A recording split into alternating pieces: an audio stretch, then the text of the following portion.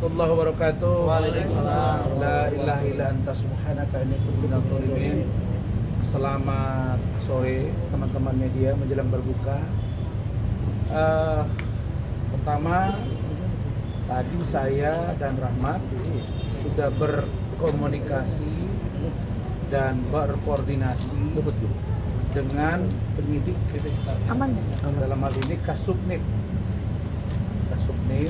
yang menangani laporan saya terhadap saudari Nikita Mirzani di respon saya, dan sudah disampaikan bahwa surat pemberitahuan pemeriksaan, karena yang bersangkutan sekarang sedang berada di Tahti di Polda Metro, tepatnya di Tahti Narkoba, maka surat dimaksud telah disampaikan untuk dilakukan segera pemeriksaan terhadap saudari Nikita Mirzani dugaan penganiayaan yang dilakukan terhadap saya.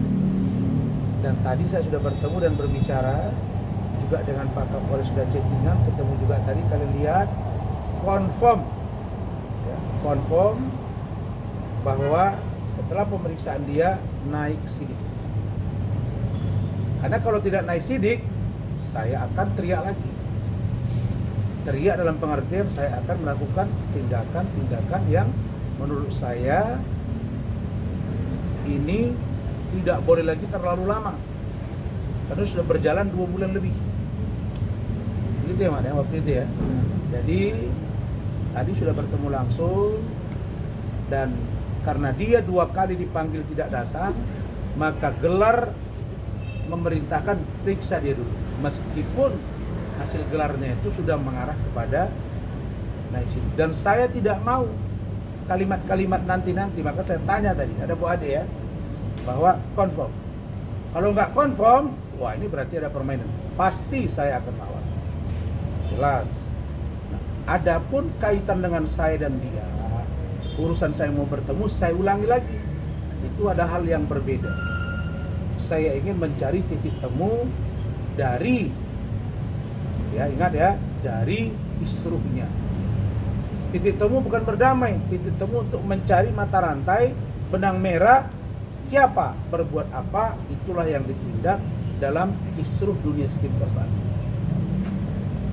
Poin pentingnya sekali lagi agar Oki diperiksa, Dr. Oki Pratama diperiksa, karena sudah berseliweran informasi tentang dia. Bahkan ada juga Daviana yang disitu menyebut-nyebut angka 15M. Betul atau tidak, itu urusan cyber Polda Metro Jaya untuk mencari aspek kriminalnya di dalam. Itu penegasannya. Kemudian saya juga sudah bertemu dengan Kanit PPA, yaitu saudari AKP Citra, yang juga tadi sudah bertemu langsung, dan beliau mengatakan 2 hal. Pertama,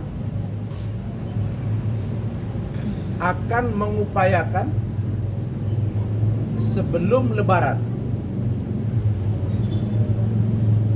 kasus atau berkas dari saudara Fadel Al-Fajar Bajideh dilimpahkan ke penyidik, ke kejaksaan. Tentu dalam hal ini adalah Kejaksaan Negeri Jakarta Selatan. Itu confirm. Karena saya mengatakan jangan terlalu lama lagi, supaya ceritanya tidak berkembang di mana-mana dan bias kemana-mana. Jadi Kanit mengatakan, Bang, kami akan maksimalkan sebelum Lebaran berkas sudah dikirim. Semoga semoga JPU, jaksa pemeriksa di sana tidak terlalu lama memeriksa berkas ini, supaya bisa P21 tahap 2. Kalau tahap 1 lengkap, baru penyerahan tersangka. Yang ketiga, Kanit mengatakan dalam hal ini AKP Citra bahwa permohonan penangguhan yang kami ajukan itu Mat ya, dan meskipun kami tahu ini sulit untuk dikabulkan karena jurisprudensinya pun susah kita mencarinya, belum ketemu kayaknya. Jadi tadi saya tanya lagi, bagaimana dengan permohonan penangguhan?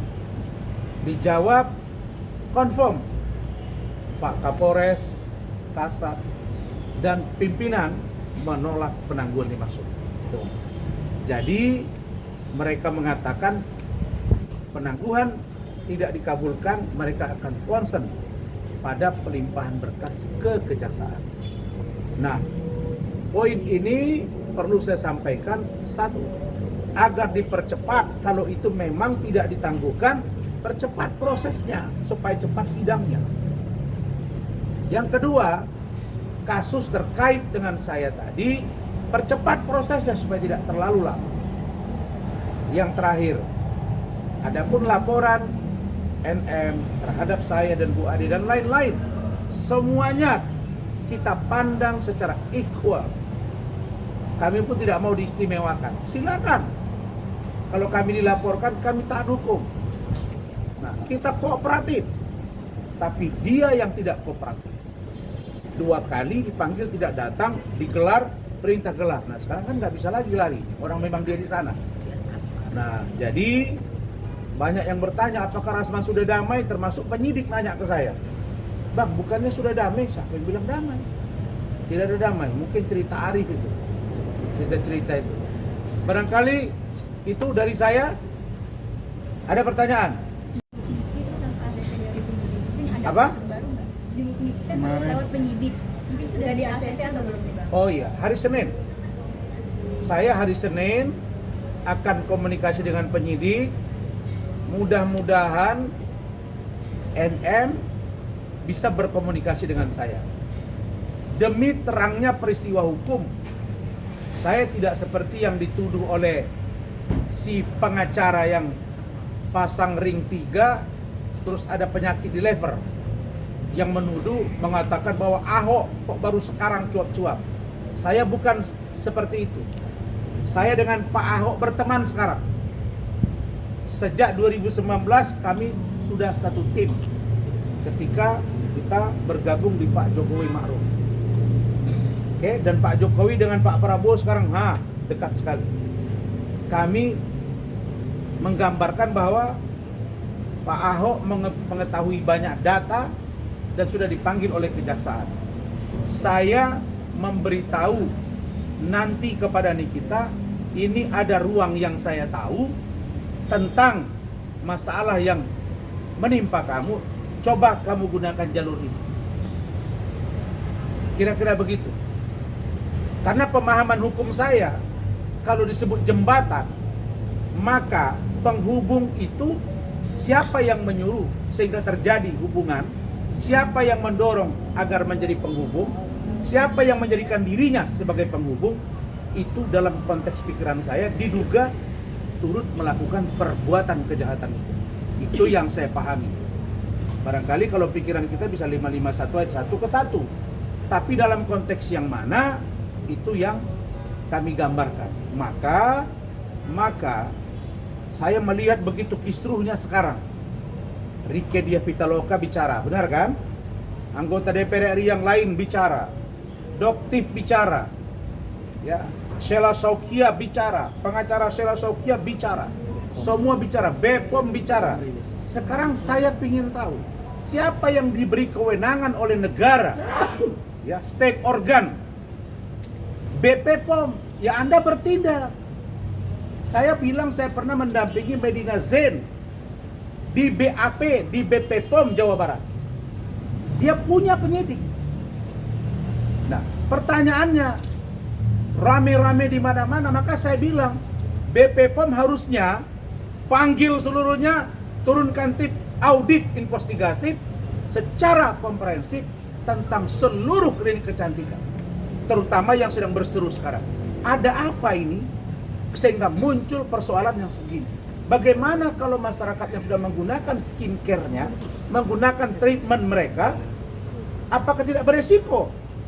Kalau yang digunakan itu tidak sesuai dengan BP POM. Antara mereka yang saling buka gitu loh. Saya minta Dr. Richard Lee, kalau dia bilang pada waktu saya akan ngomong, ya ngomong. Maka kalau dibiarkan yang bukan punya kewenangan melakukan review, maka akan muncul reviewers berikutnya. Akan ada orang yang mereview berikutnya. Kalau itu dilanggar, maka yang korban rakyat. Dan ada orang yang melampaui kewenangannya, yang sesungguhnya punya kewenangan adalah BP POM. Maka persoalan ini, treatmentnya adalah dimulai dari BP POM memanggil semuanya. Supaya kelihatan, oh you berbuat ini, you berbuat ini, you berbuat ini. Dulu saya nangani, ada klinik kecantikan itu yang tidak punya STR dokternya. Ada? Ada tahu. Saya nggak mau buka aja, maka saya mau bilang, cari. Kalau BP POM misalnya, minta keterangan dari saya bisa kasih gambaran-gambaran apa yang sebenarnya terjadi di antara mereka dulu, sehingga perlu ditertibkan supaya besok orang tidak lagi membuka satu produk kecantikan atau klinik dengan grand opening karena public figure di belakangnya, sehingga orang melihat oh itu ada lagi promo, tapi yang datang penyakit, bos. Saya kira begitu ya. Bang, yakin nggak sih nanti ketika surat di penyidik itu bakal di ACC, karena kan berhubung mengingat komunikasi ataupun antara Abang dan Nikita Mirzani itu kurang baik ya? Kalau saya dengan Pak Ahok bisa berteman, kenapa dengan dia tidak? Akankah dia? Kurang apa saya ributnya dengan Pak Ahok? Saya ditahan 3 bulan, dia diwawancara oleh Warta Kota dengan fotonya, lumayan 3 bulan. Ada agak. Pak Ahok normal orangnya. Nah, Pak Ahok ditahan, saya juga ngomong lumayan. Tapi kami bisa berkawan, bos, karena tidak memelihara kedengkian. Tapi kalau dengan si hitam kumal itu nggak ada urusan. Karena saya melawan dia itu dengan niat bahwa dia itu jihad melawan dia. Apa? Bang, katakan ulang tahunnya Nikmir, akankah kalau misalkan di ACC akan Ya bawa udah, kado? coba Rahmat yang ngomong. Ulang tahun dia katanya hari Senin. Turun aja, Bang. Rahmat mau ngantar kue kali, coba. Bang, turun. Iya, pertama gini ya, kami ini saya pikir adalah orang-orang yang profesional loyal, tidak ada kebencian pribadi kan gitu. Jadi kalau seandainya ya faktanya memang begitu ya, hari Senin itu hari ulang tahun yang tidak terjadi, ya mungkin di sini kami mengucapkan selamat ulang tahun, panjang umur, sehat selalu, ya mudah-mudahan berubah menjadi pribadi yang lebih baik lagi, kan begitu. Jangan nyenggol-nyenggol orang, jangan memaki-maki, dan yang paling penting jangan menghina orang gitu. Artinya pribadi atau kualitas dirinya semoga menjadi lebih baik lagi, kan begitu. Karena memang umur semakin tua, harusnya kita menjadi pribadi yang lebih baik lagi. Nah, mungkin tentang hari Senin, ya ada memang rencana mau ke Polda Metro Jaya untuk menjenguk berdasarkan kedatangan Pak Rasman pada hari kemarin, kan gitu. Karena memang dari Nikita Mirzani sendiri kan tidak menutup diri untuk Pak Rasman mendatangi dia, dan ada kolaborasi yang bisa dimainkan, kan begitu. Nah, tapi itu pun nanti kami akan follow up kepada penyidik. Apakah penyidik bisa melakukan bond? Nah, jadi sistemnya itu kalau kita mau bertemu dengan tahanan melalui penyidik, maka penyidik harus melakukan bond. Bond itu meminta pelaku kepada Tahti untuk dihadirkan. Biasanya itu dibuat keterangan tambahan. Jadi harus di-matchingkan jadwalnya. Nanti kami akan koordinasi lah dengan penyidik. Kapan Nikita Mirzani akan diperiksa kembali, di situ kami akan hadir. Yakin bakal mau ketemu dia? Bang, jadi Gimana, Bang? Abang berpihak ke siapa, Bang? Jadi apakah membela Niki atau seperti apa untuk kasusnya? Saya prihatin. Ya, saya prihatin dia ditahan. Oke. Saya membela yang mana? Membela agar hukum tegak lurus, menghukum siapa pelaku dari kejahatan dunia skincare yang heboh saat ini. Oke, thank you. Siap. Keadaannya gimana, Bang? Atas dia tadi. Keadaannya gimana, Kan Bang? bukan jam besuk. Ya. Keadaannya gimana, Bang? Keadaan siapa? Padel. Sehat. Ngaji, Keadaannya hari ini belum puasa. Kan hari ini Jumat. Jemur itu